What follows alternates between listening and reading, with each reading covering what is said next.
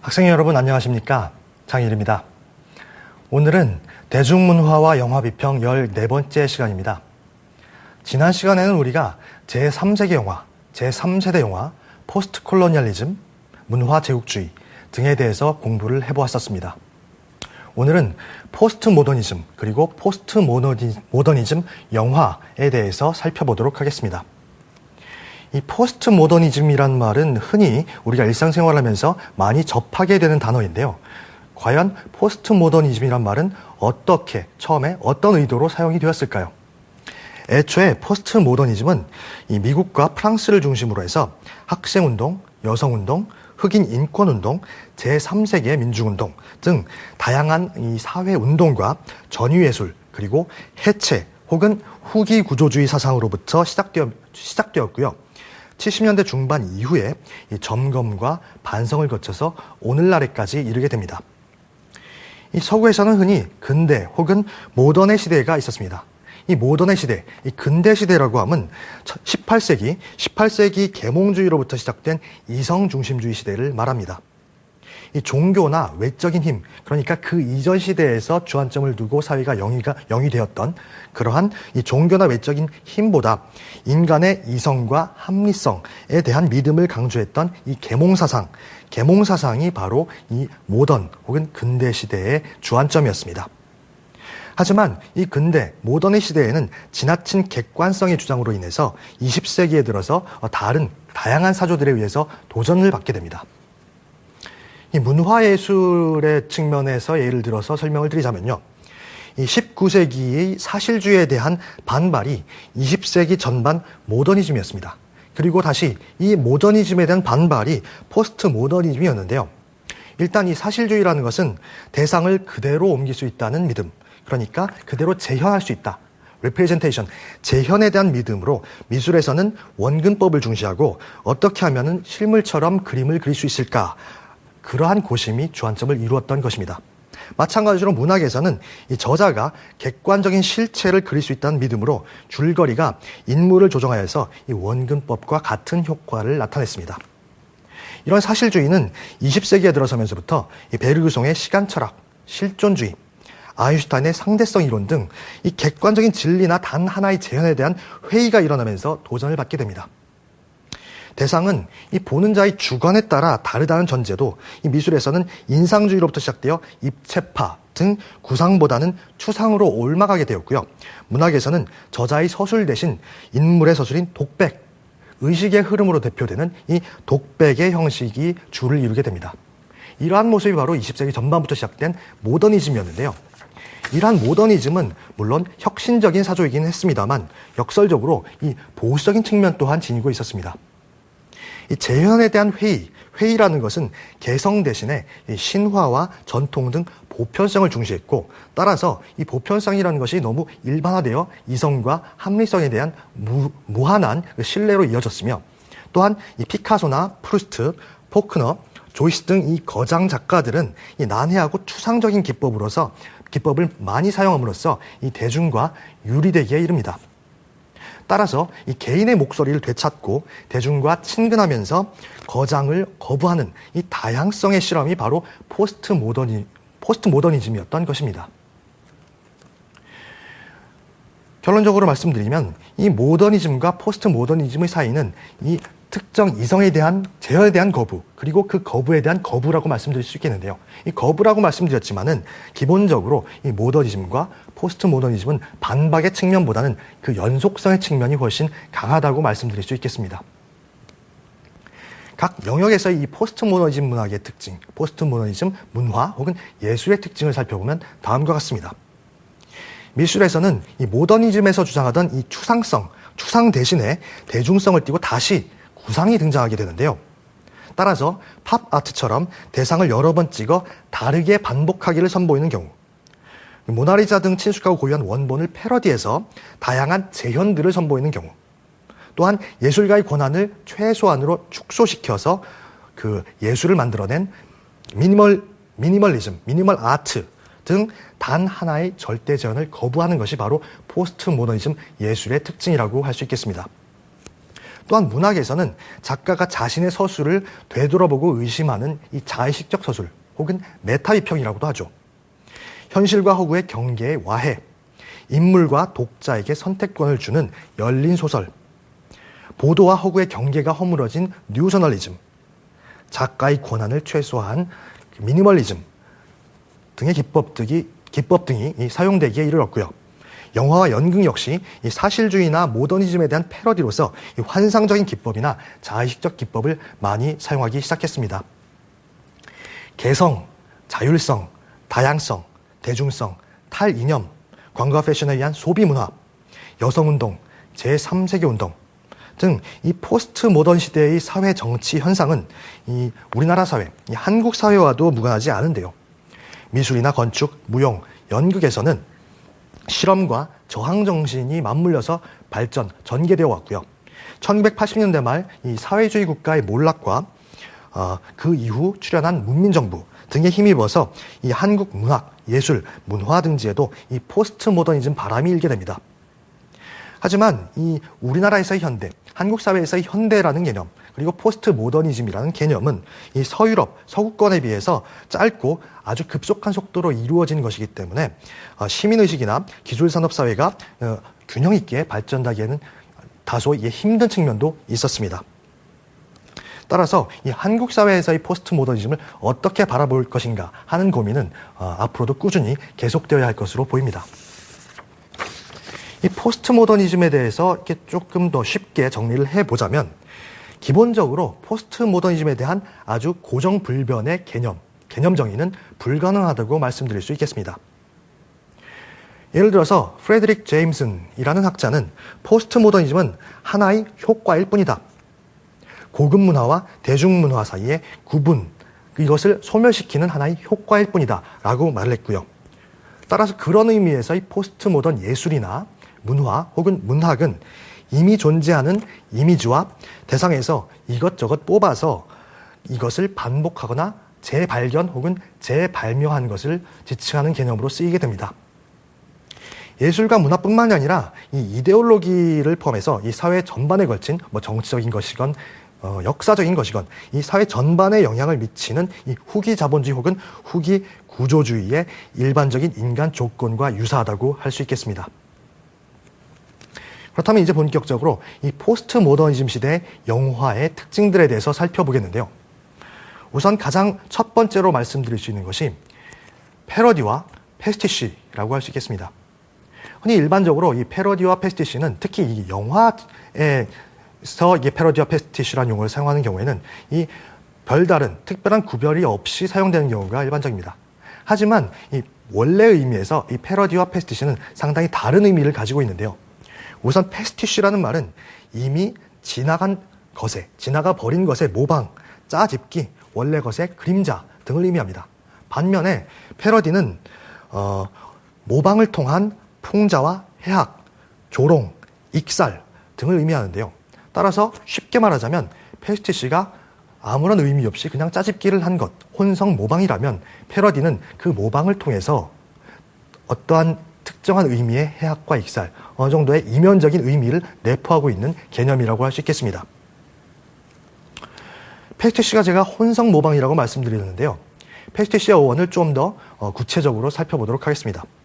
이 혼성 모방이라는 용어는 쉽게 말하면 이 미술의 경우에 있어서 이 다른 화가의 여러 작품에서 부분적인 모티브, 부분적인 것들을 인용하여서 다시 조합해서 하나의 독립적인 작품인 양 만드는 기법을 의미했었습니다. 원래는 이게 모더니즘 시대에 처음으로 이 혼성 모방 혹은 패스티시 기법이 사용되었었는데요. 물론 이 모더니즘 시대에서는 이 혼성 모방, 짜집기를 통해서 특정한 의미, 새로운 의미를 창출하는 데 주안점을 두었습니다. 하지만 포스트 모던 시대, 현대사회에서 우리가 패스티시라는 용어를 사용할 때는 단지 짜집기를 할 뿐, 혼성적으로 모방만 할 뿐 어떤 독특한, 독자적인 의미를 창출하지는 못하는 개념으로 사용되고 있습니다. 우리가 영화를 보면서 패러디 영화라는 용어를 사용하곤 합니다. 패러디 영화, 특히 코미디 영화가 주안점을 이루고 있는 이 패러디 영화라는 것은 사실은 어떤 특정한 새로운 의미를 만들어내기보다는 아주 가볍고 즉흥적인 의미를 선사하는 의미가 크기 때문에 패러디보다는 패스티시에 가깝다고 할 수 있겠습니다. 그렇다면 이런 패러디 영화 혹은 이 패스티시 영화의 대표적인 예들을 화면을 통해서 잠시 만나보도록 하겠습니다.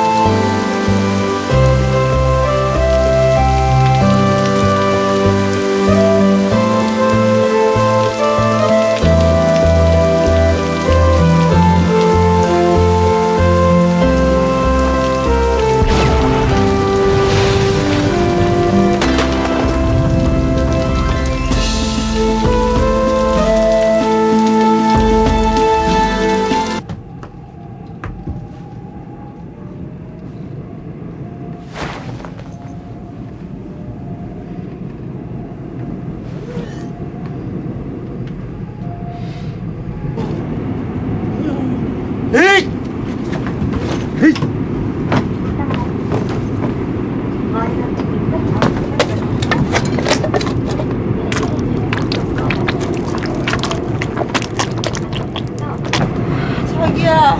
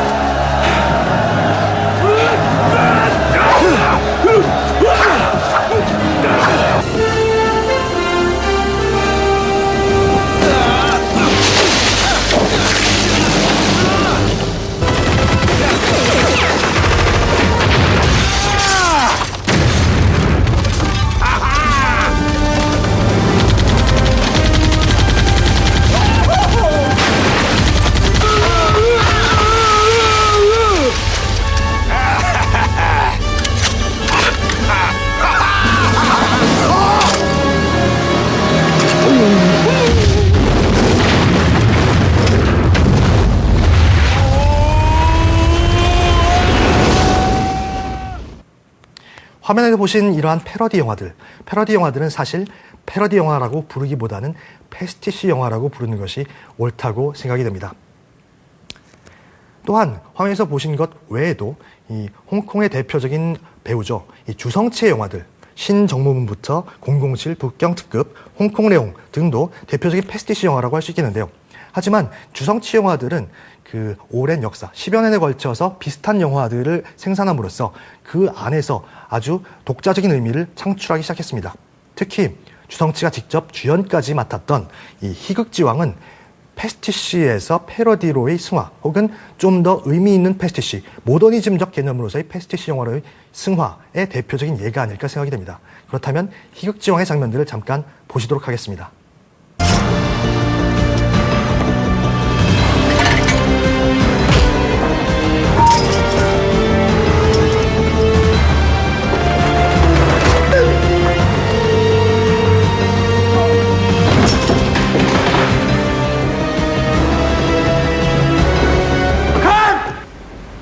做咩啊？後面嗰人做咩啊？死咗㗎嘛！喂，你做咩啊？係點啊，新呢哥？你啲茄喱啡點搞㗎？點解你死嘅都死唔去嘅啫？啊？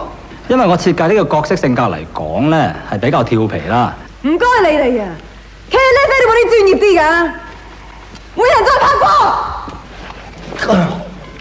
得唔得導演？咁先係啊嘛，換衫咯。行啦行啦。多謝多謝。呢位哥哥仔喺邊度學戲㗎？我未學過戲㗎。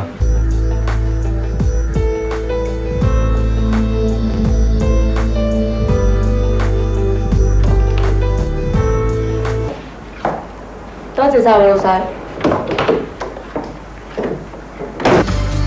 我讓你啊！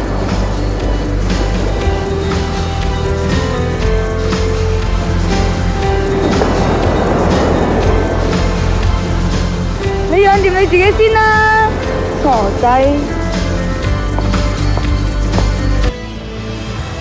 娟，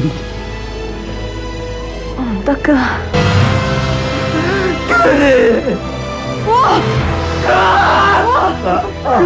娟姐，麻煩，哎，點到點到。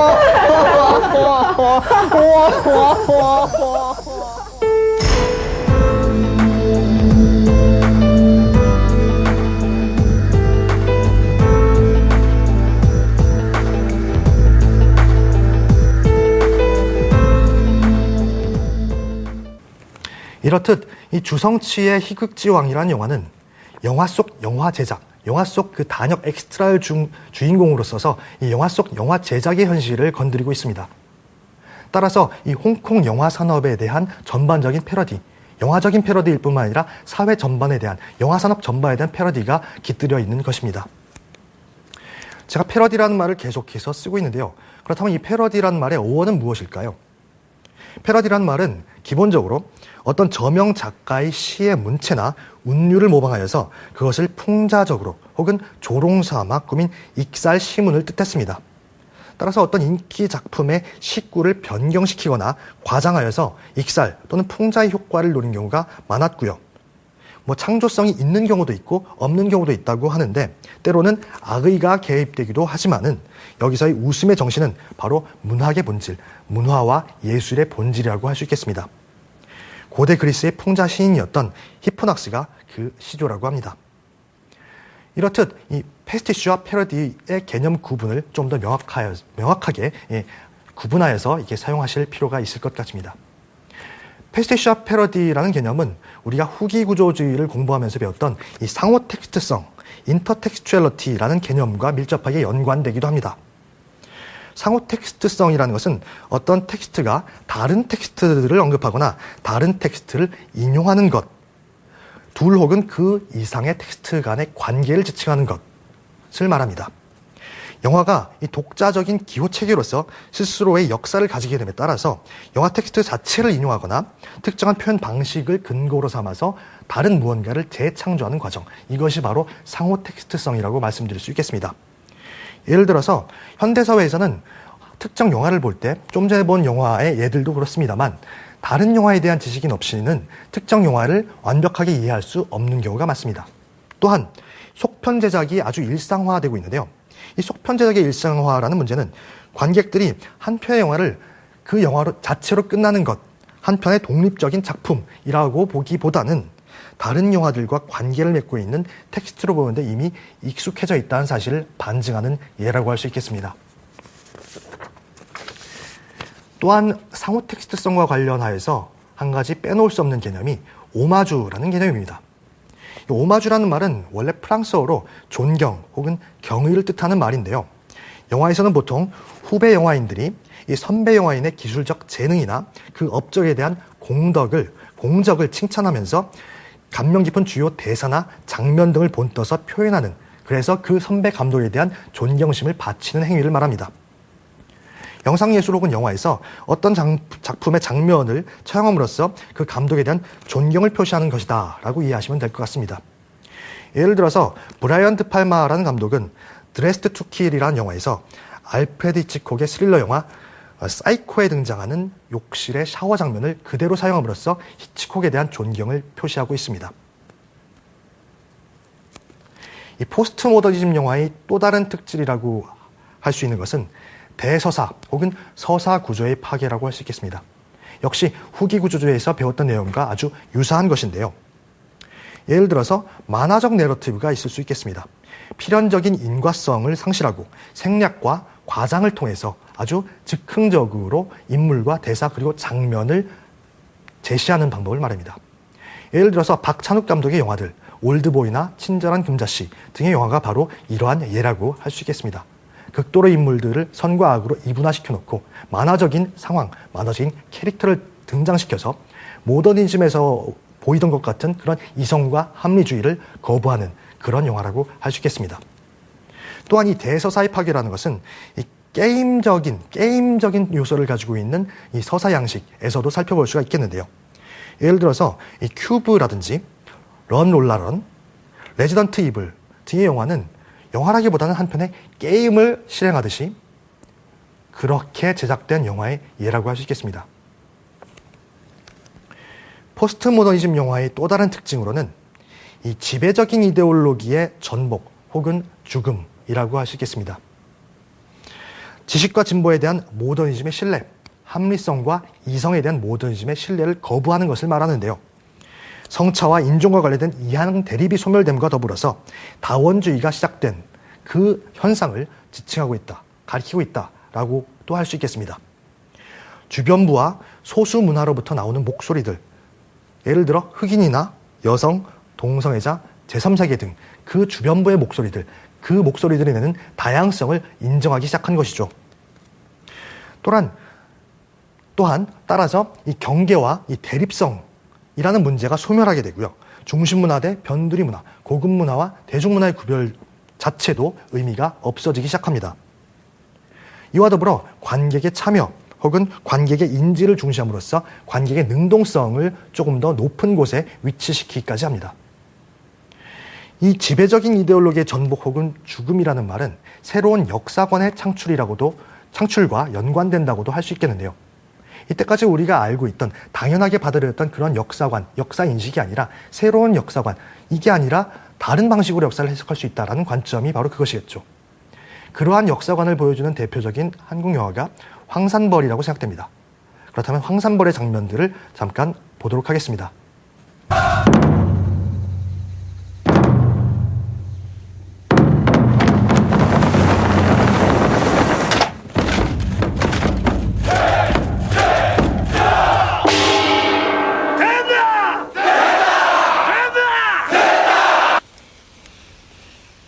거시기해버렸구만.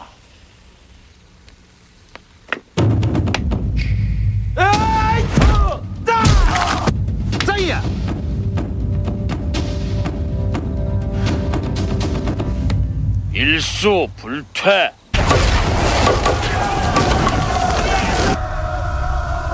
시방이여, 쏴불어라! 이 황산벌에서 보여지는 역사관이 조금 어려운 말로 이 해체주의적 역사관이라고 할 수 있겠는데요. 다른 방식의 상상력을 발휘함으로써 새로운 역사에 대한 새로운 인식, 새로운 해석을 던져주는 것입니다. 의미의 다원주의, 아래로부터의 역사, 혹은 비공식적 역사라고도 부를 수 있겠는데요. 이 기존의 사극영화가 답습해왔던, 기존의 역사서술이 답습해왔던 영웅담, 남성 중심의 영웅담, 영웅 한 명이 이 나라의 위기, 전체를 구한다라는 스토리를 거부하고 있는 것이죠.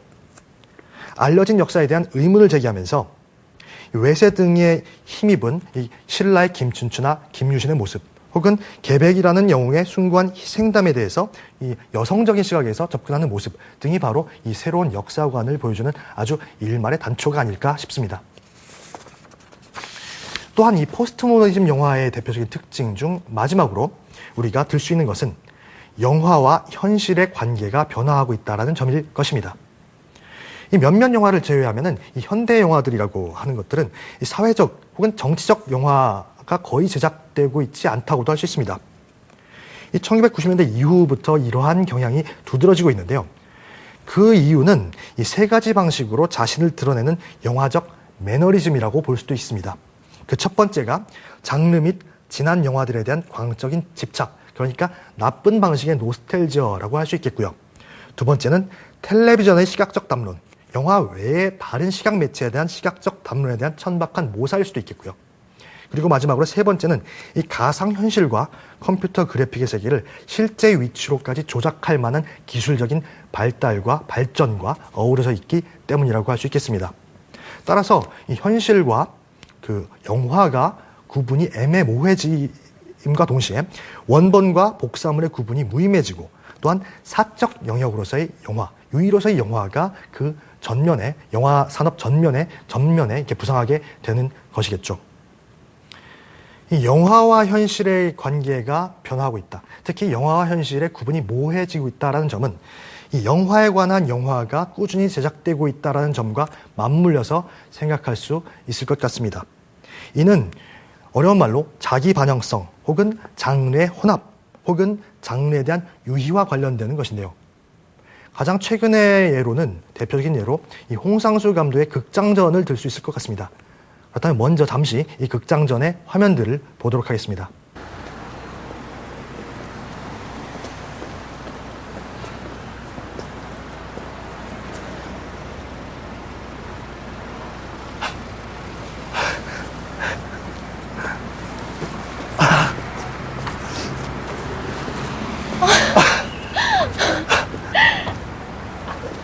아, 여기서 이래? 큰아버지 가게. 아, 몇 년 만이야, 이게? 딱 2년 됐다. 그치?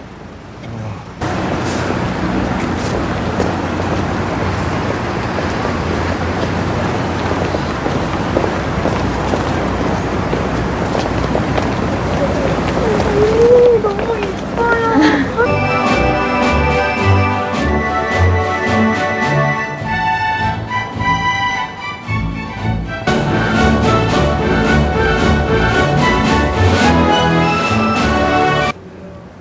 네, 안녕히 계세요. 안녕하세요. 안녕하세요. 맞으신 거 잊지 않겠습니다. 네, 감사합니다. 지금 너무 많이 마신 거 아니에요? 조심해. 자. 아. 왜요? 뭘 그렇게 봐요? 아니요, 그냥. 이 화면에서 만나보신 것처럼 이 극장전이란 영화는 영화 속 이야기와 영화 밖 이야기가 한데 어우러져 있습니다. 따라서 영화 속 영화라는 액자 구조를 사용함으로써 영화 속 현실과 영화 밖 현실이 어떻게 밀접하게 연관을 맺고 있는지 보여준다는 점에서 충분히 포스트 모더니즘적인 성격을 지니고 있다고 할 수 있는 것이겠죠. 하지만 제가 이 말씀을 드리는 것이 이 홍상수 감독이나 극장전이란 영화 자체가 이 포스트 모더니즘 영화로 규정될 수 있다라고 말씀드리는 것은 아닙니다. 지금 포스트 모더니즘 영화 그리고 포스트 모더니즘에 대해서 공부를 하고 있는데요. 그렇다면 우리가 마지막으로 이 포스트 모더니즘에 대해서 간략하게 정리해 보도록 하겠습니다. 이 모더니즘이 제도권 내에 존재하고 있는 소수의 엘리트를 위한 고급 문화를 지향했다면 이 포스트 모더니즘은 대중적이고 일상적인 문화, 평범한 문화에 대한 관심이 훨씬 높다고 말씀드릴 수 있겠습니다. 하지만 단점도 있는데요. 이 포스트 모더니즘적인 특징이 이 역사성과는 일탈된 관계를 맺고 있어서 다국적 자본주의 세력이 펼치는 지극히 상업적인 논리에 빠져들 위험이 훨씬 크기도 하다는 것입니다. 청바지보다는 리바이스라는 상표를, 카세트 녹음기보다는 워크맨이라는 상표를 선호하는 등 실체보다는 기호를, 그리고 이미지를 인간 생활에 있어서 훨씬 더 중요한 요소로 상정하고 있는 것이 바로 포스트 모더니즘인데요. 이 정치적인 이데올로기가 있더라도 그것을 구체적이고 실질적으로 드러내는 것이 아니라 은밀하고 함축적인 메시지로 전달하고 있기 때문에 대중 조작이 훨씬 교묘해지고 있다라는 비판을 듣기도 합니다. 이상과 같이 오늘은 이 포스트 모더니즘과 포스트 모더니즘적인 특징을 가지고 있는 영화 등에 대해서 살펴보았습니다. 다음 시간에는 이 현대의 이미지, 영상 이미지, 시각적 이미지, 이 영화 이미지에 대한 새로운 시각을 제시하고 있는 프랑스의 철학자 질 들레즈에 대해서 공부해 보도록 하겠습니다. 오늘도 공부하느라 수고하셨습니다. 고맙습니다.